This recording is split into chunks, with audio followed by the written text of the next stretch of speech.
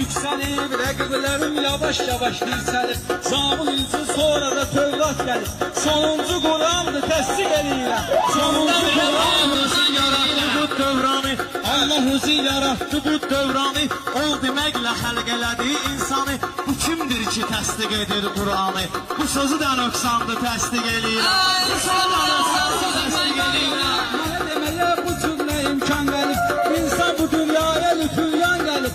Sonra lütüyandı, təsdiq eləyirəm. Sonra indi də sağlarla nağıllar çıxıb. Əl bayramla yaxşı oğullar çıxıb. Bir də ki elmandır, təsdiq eləyirəm. Bir də ki elmandır, təsdiq eləyirəm.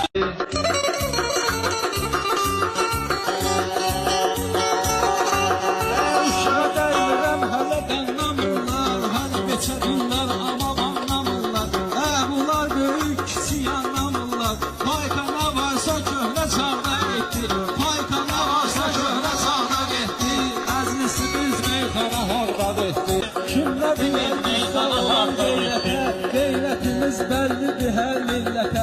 O qəvdə uyduq ki biz bu söhbətə. Ahırı başla getdi, papar da getdi. Ahırı başla getdi, papar da getdi. Ay maşallah sözü yüksek deyirsən. Ay maharət ne oldu teş deyirsən. Gülyazla Gülyanak yuxuya getdilər. Bunlar mənimlə xudmanı deyərdi. Bu dünyaya bəlkə fani deyərdi. Mən olmasam ləntərani deyərdi.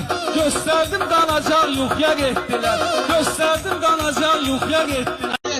Məclisimiz bardağa döndü getdi. Məclisimiz bardağa döndü getdi. Üstünə gətirmə şərkəri. İndi səni başa salaram sərsəri. O ki 93-cü ildən bəri. Nələr adam yalpağa döndü getdi. Nələr adam